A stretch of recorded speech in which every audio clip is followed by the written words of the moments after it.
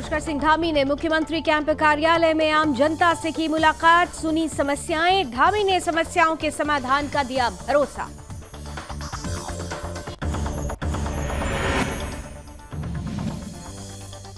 देहरादून में सीएम धामी ने किया आईएसबीटी का औचक निरीक्षण। धामी ने यात्रियों से बातचीत कर जाना हाल। आईएसबीटी में सफाई व्यवस्था सही नहीं पाए जाने पर सीएम धामी ने अधिकारियों को लगाई फटकार।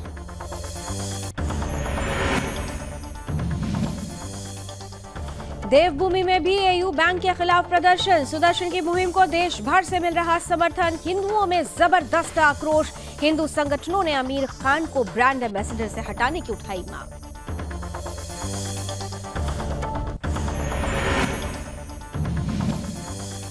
उत्तराखंड में मदरसों पर सरकार का बड़ा एक्शन। 1 महीने के अंदर रजिस्ट्रेशन कराने का दिया निर्देश। 400 से अधिक मदरसे पंजीकृत नहीं, पंजीकरण नहीं कराने पर होगा एक्शन। और केदारनाथ के लिए रोपवे निर्माण को मिली मंजूरी। 1000 करोड़ की परियोजना से 30 मिनट में होगी यात्रा पूरी। रोपवे बन जाने से पर्यटकों को मिलेगी बड़ी सुविधा।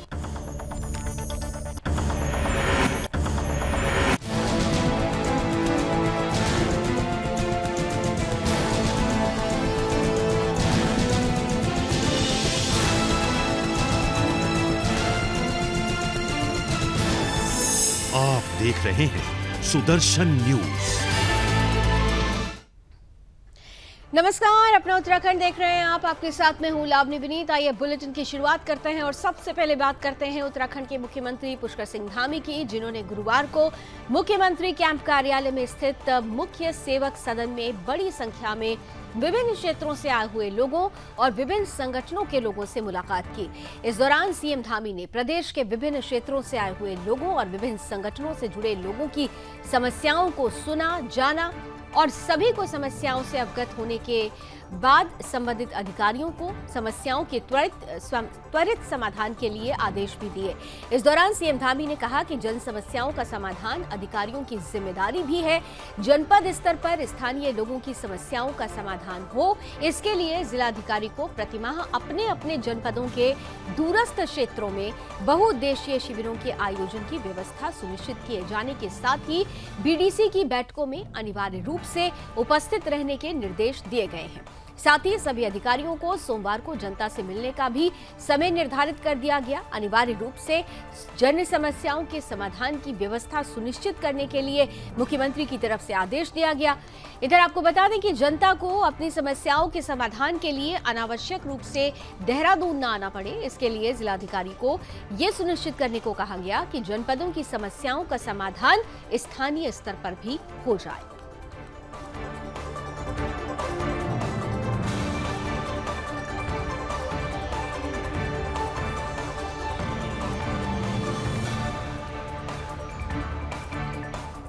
इधर उत्तराखंड के मुख्यमंत्री पुष्कर सिंह धामी ने त्योहारों की सीजन को देखते हुए गुरुवार को आईएसबीटी देहरादून का औचक निरीक्षण किया। इस अवसर पर मुख्यमंत्री ने आईएसबीटी में सफाई व्यवस्था, पेयजल, शौचालय, टिकट बुकिंग काउंटर, कैंटीन का निरीक्षण किया। मुख्यमंत्री ने उत्तराखंड परिवहन निगम की बसों का भी निरीक्षण किया और साथ ही यात्रियों से बातचीत भी की। आईएसबीटी में सफाई व्यवस्था सही नहीं पाए जाने पर मुख्यमंत्री ने संबंधित अधिकारियों को सख्त हिदायत दी कि अगर स्वच्छता व्यवस्था नहीं सुधारी गई तो संबंधित अधिकारियों और जो कंपनी इस व्यवस्था को देख रही है उन पर सख्त से सख्त कार्रवाई की जाएगी। मुख्यमंत्री ने निर्देश दिए कि आईएसबीटी पर शुद्ध पेयजल की पूरी व्यवस्था की जाए, शौचालयों में स्वच्छता और पानी की उचित व्यवस्था सुनिश्चित की जाए। मुख्यमंत्री ने कहा कि जल्द ही आईएसबीटी का दोबारा निरीक्षण किया जाएगा। धामी ने कहा कि जल्द ही परिवहन विभाग की बैठक ली जाएगी। मुख्यमंत्री ने यह भी कहा कि वो राज्य में अन्य बस अड्डों का भी निरीक्षण करेंगे।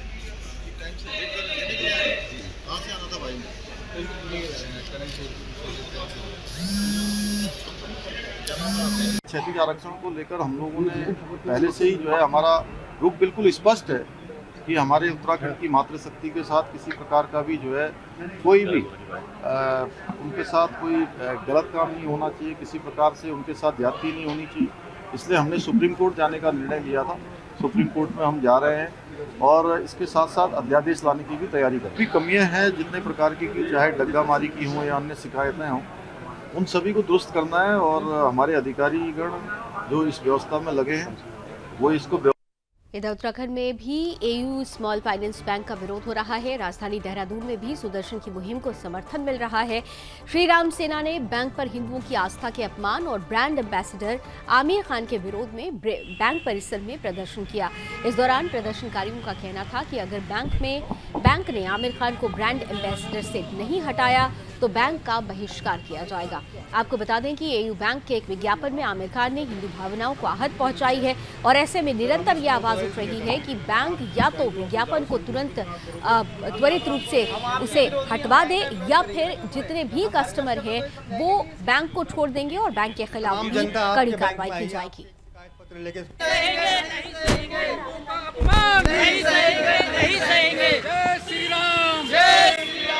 मैं सर इस बैंक में अकाउंट खुलवाना आया था। जैसा कि मैंने देखा है यहाँ पे अभी विरोध प्रदर्शन चल रहा था राम सेना द्वारा, तो जैसा मेरे को पता चला है कि यहाँ पे आमिर खान ब्रांड एम्बेसडर हैं, जिनको ब्रांड एम्बेसडर बनाया है, जो हिंदुओं के खिलाफ बहुत गंदी व्यवस्था में पता नहीं क्या क्या अपमान करते हैं हिंदुओं का, जिस कारण जैसे इन्होंने ब्रांड एम्बेसडर बनाया है, इस कारण हम यहाँ पे बैंक अकाउंट अपना नहीं खुलवाएंगे जब तक वो यहाँ से अपना ब्रांड एम्बेसडर आमिर खान को नहीं हटा देते। और औरों को भी हम ये सूचित करेंगे कि यहाँ से ब्रांड अपना खाता ना खुलवाएं। सर मैं यहाँ बैंक खुलाने आया था अपना, तो जैसा कि मेरे को पता है यहाँ का ब्रांड एम्बेसडर वो आमिर खान है, तो वो हिंदुओं का सपोर्ट नहीं करता, वो मुस्लिम का सपोर्ट ज़्यादा करता है।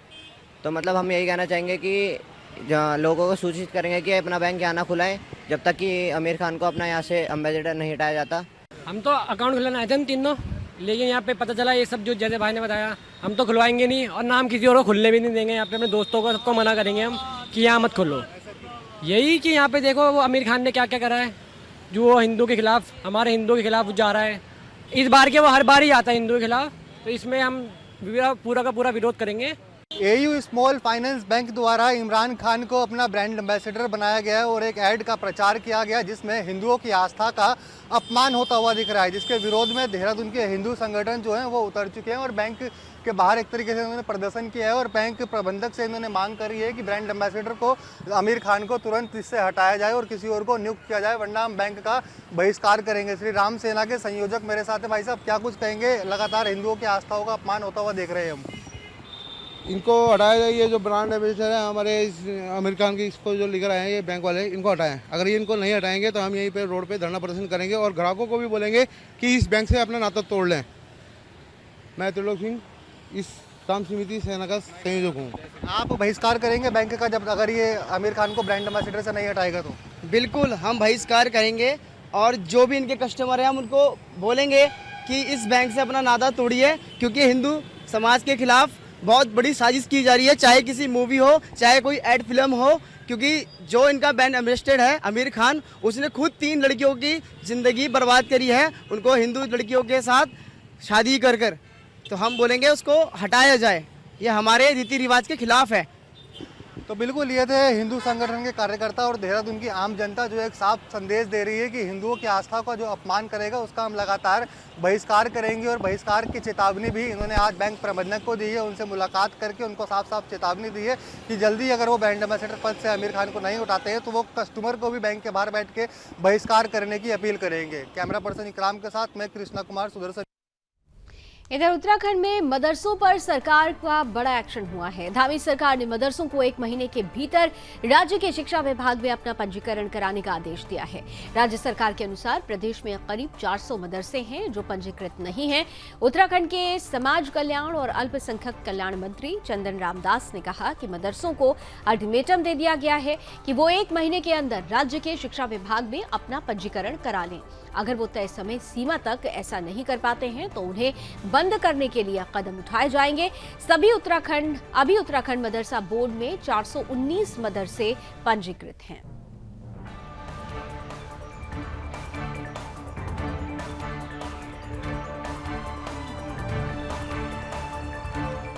इधर केदारनाथ के लिए रोपवे का रास्ता साफ हो गया है। इस परियोजना को राष्ट्रीय वन्य जंतु बोर्ड से मंजूरी मिल गई है।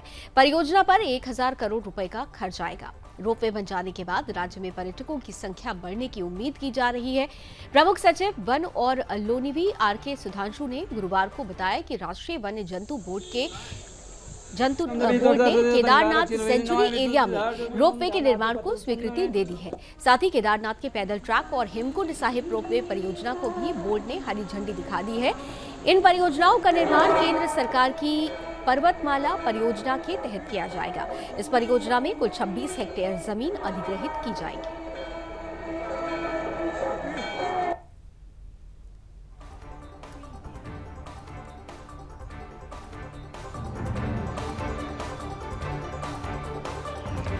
रोपवे परियोजना की शुरुआत तो हो रही है, लेकिन यहाँ पर यह महत्वपूर्ण हो जाता है कि बीते दिनों आपको याद होगा जिस तरह से रोपवे हादसों की संख्या बढ़ी थी, इसलिए ये भी कहा जा रहा है कि इन रोपवे जो संचालन होगा उन पर ध्यान रखने के लिए एक अथॉरिटी का भी गठन किया जाए ताकि सुरक्षा लोगों की सुनिश्चित की जाए। आइए आगे बढ़ते हैं, बात कर लेते हैं देवभूमि के लक्सर क्षेत्र की, जहां इन दिनों अवैध खनन रुकने का नाम अभी नहीं ले रहा है। उच्च न्यायालय की तरफ से और एनजीटी के कड़े निर्देश के बावजूद भी लक्सर क्षेत्र में इन दिनों अवैध खनन का गोरख धंधा तेजी से फल फूल रहा है। राजस्व विभाग को आए दिन लाखों का चूना लग रहा है। इसी कड़ी में तहसील प्रशासन को मिल रही अवैध सूचना के आधार पर बीती देर रात लक्सर प्रशासन ने अवैध खनन के खिलाफ बड़ी कार्रवाई को अंजाम दिया है, जिसमें अवैध खनन से भरे 11 वाहनों को सीज किया गया। वहीं इस कार्रवाई के दौरान खनन माफिया अपने अपने वाहनों को भी छोड़कर फरार हो गए। वहीं प्रशासन के इस एक्शन के बाद पूरे मामले में लक्सर के तहसीलदार शालिनी मौर्य का कहना है कि क्षेत्र में अवैध खनन किसी भी कीमत पर बर्दाश्त नहीं किया जाएगा। प्रशासन की इस कार्रवाई से पूरे क्षेत्र के खनन माफियाओं में हड़कंप मचा हुआ है।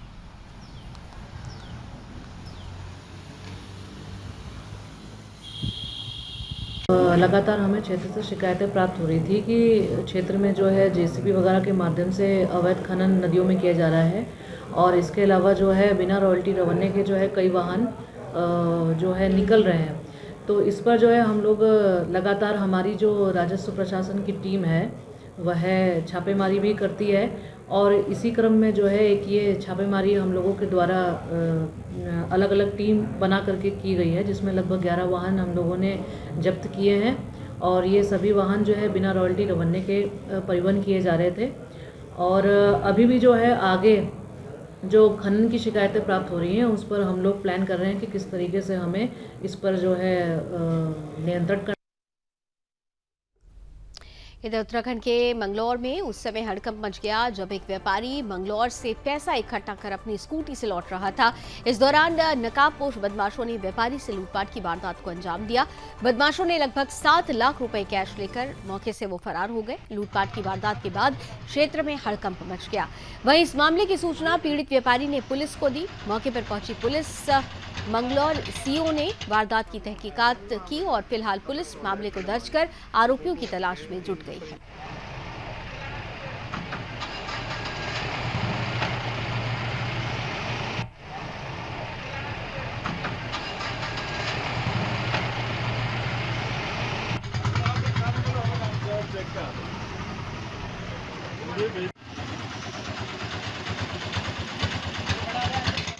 इधर उत्तराखंड में बीजेपी के वरिष्ठ नेता और पूर्व कैबिनेट मंत्री केदार सिंह पूनिया का आज निधन हो गया।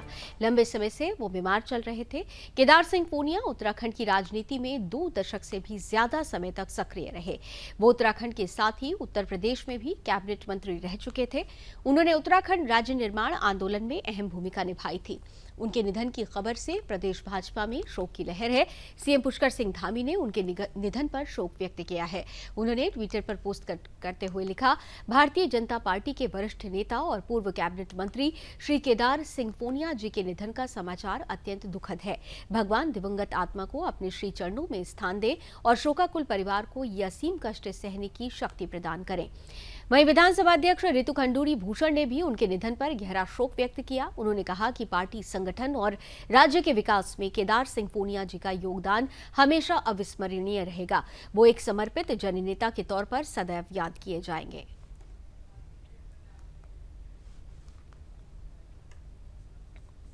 जिलाधिकारी अभिषेक रुहेला ने शुक्रवार को उत्तरकाशी के ज्ञानजा गांव पहुंचकर मंडवा की फसल पर किए जा रहे क्रॉप कटिंग प्रयोग का स्थलीय निरीक्षण किया।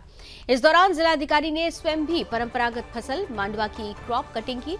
इस दौरान काश्तकार कमलेश भट्ट के खेत में लगभग 4 किलोग्राम, साथ ही और भी काश्तकारों के खेत में 7 किलो 300 ग्राम मंडवा की उपज प्राप्त हुई है। जिलाधिकारी का कहना है कि आज दोनों किसानों के खेत में निर्धारित वर्ग मीटर में क्रॉप कटिंग की गई। फसल की क्रॉप कटिंग प्रयोगों के आधार पर जिले में फसलों के औसत उपज और उत्पादन के आंकड़े तैयार किए जाते हैं।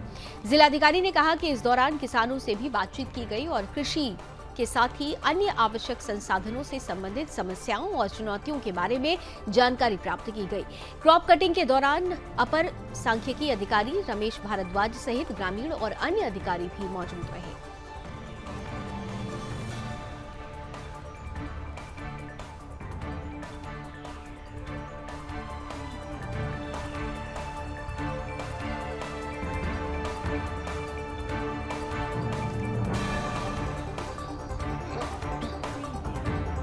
उत्तराखंड के धारचूला की आइए बात करते हैं। धारचूला सीमांत में शिक्षा विभाग की तरफ से खेल महाकुंभ का आगाज किया गया है। इस खेल महाकुंभ में धारचूला के वीडियो दान सिंह कन्याल भी शामिल हुए, जहां वीडियो दान सिंह कन्याल का जोरदार स्वागत किया गया। इस बीच दान सिंह कन्याल ने खेल महाकुंभ का शुभारंभ किया। जवाहर सिंह स्टेडियम धारचूला में कई कार्यक्रमों का इस दौरान आयोजन भी किया गया। खेल महाकुंभ में 600 मीटर की बालिका रेस और अन्य खेल कार्यक्रम हुए। वहीं इस खेल महाकुंभ में प्रतिभागियों ने प्रतिभाग किया। दरअसल ये खेल महाकुंभ का 2 दिवसीय आयोजन था, जिसमें दूर दूर से आए बच्चों ने प्रतिभाग किया है। साथ ही इस खेल महाकुंभ में विजेता खिलाड़ियों को सम्मानित किया जाएगा। ब्लॉक के वीडियो दान सिंह कन्याल ने कहा कि इस तरह के आयोजन दूरगामी परिणाम देते हैं। राज्य स्तरीय प्रतियोगिता की तैयारियों में भी बल मिलता है।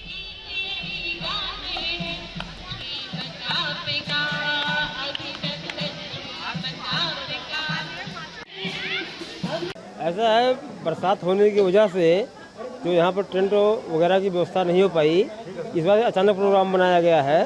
वरना आज ये मौसम ठीक हो गया तो हो गया पाया नहीं, अदरवाइज वो भी कैंसिल हो जाता। तो अचानक होने से वो व्यवस्था कुछ कम रह गई है। आगे जो कार्यक्रम होगा कल से उसमें व्यवस्था की जाएगी विधिवत तरीके से। ग्रामीण खेल महाकुंभ का पूर्व में हो चुके हैं। इसके उपरांत आज न्याय पंचायत स्तरीय खेल महाकुंभ का आयोजन किया जा रहा है। इसके बाद जिला स्तरीय होगा, प्रदेश स्तरीय। इसमें विभिन्न खेल कूदों में प्रतिभा करने वाले छात्रों की प्रतिभा निखर के आगे आएगी और प्रदेश स्तर पर उनका अपना एक अच्छा, हमारे विकास खंड का एक अच्छा। इधर उत्तराखंड के ऊखीमठ के राष्ट्रीय राजमार्ग से लगातार भू धसाव हो रहा है, जिसके लिए भारत सरकार की तरफ से उसके ट्रीटमेंट के लिए 47 करोड़ 43 लाख रुपए की धनराशि स्वीकृत कर दी गई है, जो कि क्षेत्र के लिए बहुत बड़ी उपलब्धि है, क्योंकि ये वर्तमान में केदारनाथ धाम का एकमात्र रास्ता और मुख्य राष्ट्रीय राजमार्ग है। लगातार इस स्थान पर हो रहे भू धसाव से खाट गांव के अस्तित्व पर सदैव संकट के बादल नजर आते हैं। साथ ही हल्की बरसात में भी राजमार्ग इस स्थान पर बार बार बाधित बना रहता था। धनराशि स्वीकृत होने से सभी क्षेत्रवासियों में खुशी की लहर जगी है। क्षेत्रवासियों ने बताया कि अब इस समस्या से निजात मिलने की आस है। वहीं क्षेत्रीय विधायक शैला रानी रावत ने इनके लिए प्रधानमंत्री नरेंद्र मोदी, केंद्रीय सड़क परिवहन मंत्री नितिन गडकरी और सीएम पुष्कर सिंह धामी का विशेष धन्यवाद दिया है। उन्होंने कहा कि उनकी तरफ से सदैव इस मांग को प्राथमिकता पर रखा गया है, जिसे पूरा कर लिया गया।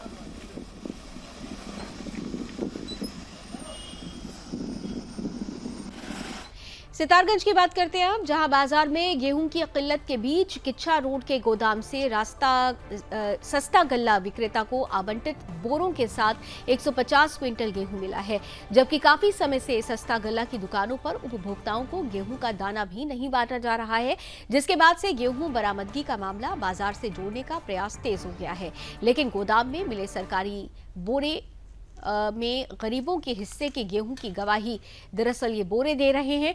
दरअसल पूर्ति विभाग ने किच्छा रोड के एक गोदाम से 300 बोरे गेहूं बरामद किए हैं।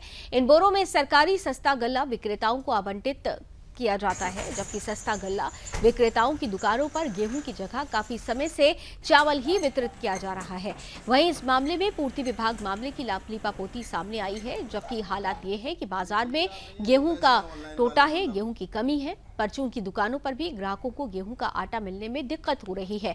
ग्राहक पैकिंग का आटा खरीदने को विवश है। इससे पहले भी पीलीभीत रोड पर एक गोदाम से गेहूं का ढेर और सरकारी बोरे बरामद हो चुके हैं, लेकिन विभाग ने लीपापोती कर मामले को ठंडे बस्ते में डाल दिया।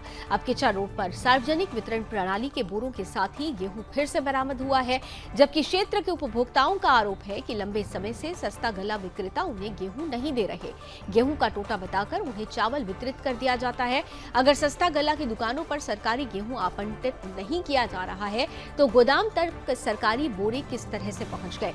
इस सवाल के जवाब पर अधिकारियों के पास चुप्पी है, मौन है। पूर्ति निरीक्षक धर्मेंद्र सिंह धामी ने बताया कि मामले की जांच की जा रही है। फिलहाल आगे की जांच जारी है।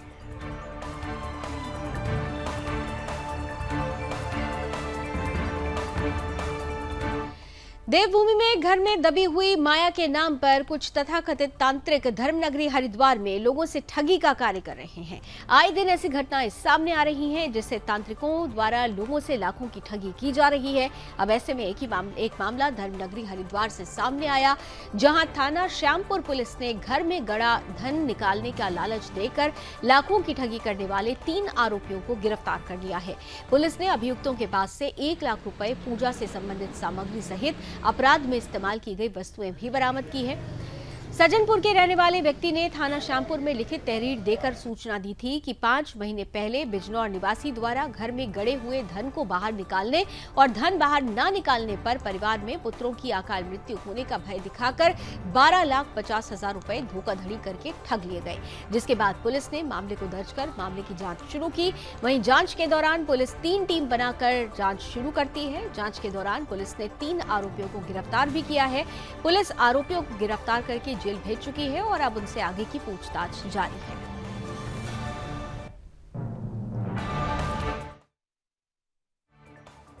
ये 11 अक्टूबर को श्यामपुर निवासी एक भगवत जी ने तहरीर दी थाने पर कि 4-5 महीने से बिजनौर के कुछ व्यक्ति जो गड़े हुए धन को लेकर उनसे लगातार पैसे ठग रहे हैं और जिसमें उन्होंने लगभग 12.5 लाख रुपये उनसे अब तक ठगी कर लिए पैसों के। उस संबंध में तहरीर दी थी, जिस पर तत्काल मुकदमा दर्ज कर लिया गया और मुकदमा दर्ज करने के बाद हमारे द्वारा तत्काल कार्रवाई करते हुए 3 व्यक्तियों को गिरफ्तार किया गया। इधर उत्तराखंड के मंडल मुख्यालय पौड़ी में गुरुवार यानी कि 13 अक्टूबर को सुहागिनों का सबसे बड़ा त्योहार करवा चौथ व्रत चांद निकलने के बाद पूरा हो गया। महिलाओं ने करवा चौथ को लेकर एक दिन पहले से ही तैयारियां शुरू कर दी थी। महिलाएं 16 श्रृंगार कर दुल्हन की तरह सज कर सुहागिन महिलाओं ने अपने पति की लंबी उम्र की कामना को लेकर दिन भर निर्जला व्रत रखा। साथ ही महिलाओं ने करवा चौथ का विधि विधान से पूजा अर्चना कर अपने पति की लंबी आयु की कामना करते हुए करवा चौथ व्रत पूरा किया।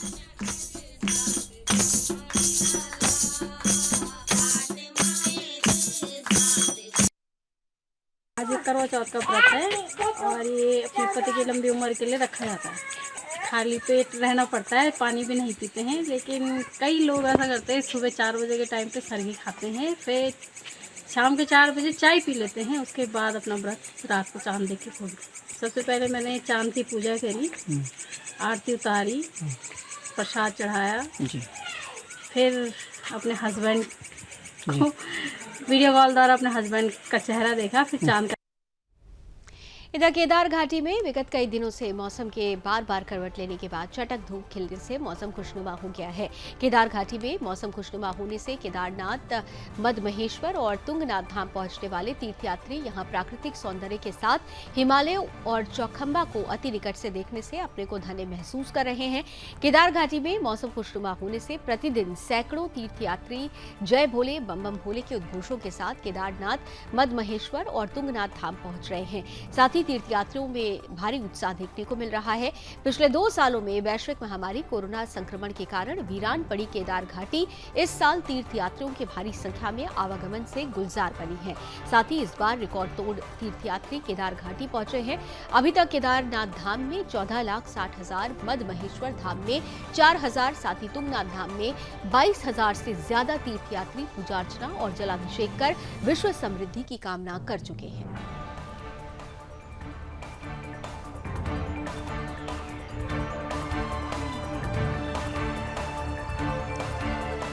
तो तीर्थ यात्रियों में भारी उत्साह देखा जा रहा है। खासतौर से केदार घाटी में मौसम क्योंकि साफ हुआ है, बीते कई दिनों से बर्फबारी और बारिश की स्थिति बनी हुई थी, लेकिन जब मौसम खुला तो चटक धूप देखने के बाद जो पर्यटक यहां पहुंचे, जो भक्त यहां पहुंचे हैं, उनके चेहरों पर खुशी है, उत्साहित है इस पूरे नजारे को देखकर। इधर चमोली जिले के देवसारी गांव में सड़क मार्ग बीते कई दिनों से बंद पड़ा हुआ है, जिससे आवाजाही पूरी तरह से बाधित हो गई है। उत्तराखंड में भारी बारिश और भूस्खलन से मलबा कड़क सड़कों पर आ गया है, जिससे कई मार्ग पूरी तरह से बाधित हो चुके हैं। बाधित हुए मार्ग को अभी तक खोला नहीं जा सका है, जिसके चलते लोगों को आने जाने में काफी परेशानी का सामना करना पड़ रहा है। स्थानीय लोगों को इन दिनों सोशल मीडिया पर चीड़ के जंगलों के बीच 5 किलोमीटर पैदल रास्तों से ही स्थानीय युवक अपनी मोटरसाइकिल को सड़क मार्ग तक पहुंचाने का काम कर रहे हैं। जिन रास्तों पर व्यक्ति ठीक ढंग से चल नहीं पाता, वहां पर स्थानीय युवक मोटरसाइकिल को लेकर निकल रहे हैं। अब ऐसे में एक बड़ा सवाल PMGSY विभाग पर उठता भी है कि विभाग सड़क मार्ग का मलबा नहीं हटा रहा। स्थानीय लोगों ने प्रशासन से बाधित मार्ग को खुलवाने की मांग भी की है। बंदे को ड्यूटी जाना था, गाड़ी फंसने के कारण बंदे को यहाँ से इमरजेंसी गाड़ी निकालनी पड़ी, क्योंकि ठेकेदार लोग तो चले गए घर, रोड नहीं खुल पा रही है। इधर खबर लालकुआं से है, जहां अंबेडकर नगर वार्ड नंबर 1 में प्रधानमंत्री आवासीय योजना के तहत बने 100 भवनों में रहने वाले लाभार्थियों को किसी तरह की परेशानी न हो, इसके लिए नगर पंचायत द्वारा सभी भवनों में पानी, बिजली, सड़क, नाली के निर्माण कार्य के साथ साथ भवनों में रंगाई पुताई और भवनों में मरम्मत कार्य तेजी से किया जा रहा है। इस कार्य का नगर पंचायत के अध्यक्ष लालचंद्र सिंह ने निरीक्षण भी किया और उन्होंने कार्य कर रहे ठेकेदार को जल्द ही कार्य पूरा करने के निर्देश भी दिए। दरअसल नगर पंचायत क्षेत्र में सड़क का जाल बिछाया जा रहा है। उन्होंने कहा कि लालकुआं नगर पंचायत आने वाले समय में एक आदर्श नगर पंचायत बन जाएगा।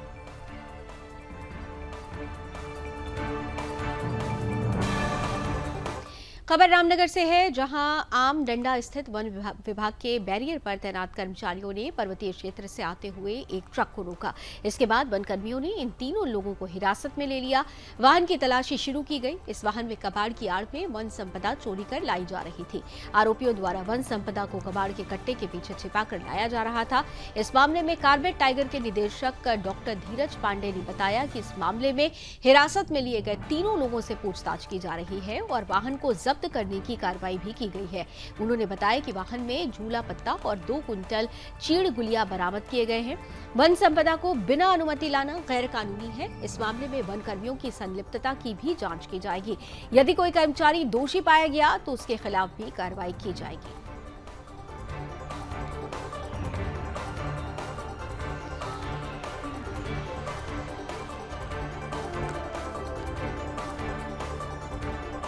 बैरियर है, वहाँ एक गाड़ी रोकी गई, जिसमें जब उसकी छानबीन की गई तो उसमें झूला घास जो है वो बरामद हुई है और उसके साथ साथ लगभग 2 क्विंटल जो है वो चीड़ गुलिया बरामद हुआ है। तो ये जब इसका इन्वेस्टिगेशन किया गया तो ये पाया गया प्रथम दृष्टया कि इसे चमोली जनपद से लाया जा रहा था और इसके और चलिए इसी के साथ अपना उत्तराखंड में अभी बस इतना ही, लेकिन देश और दुनिया की तमाम खबरों के लिए आप जुड़े रहिए सुदर्शन न्यूज के साथ। जय हिंद।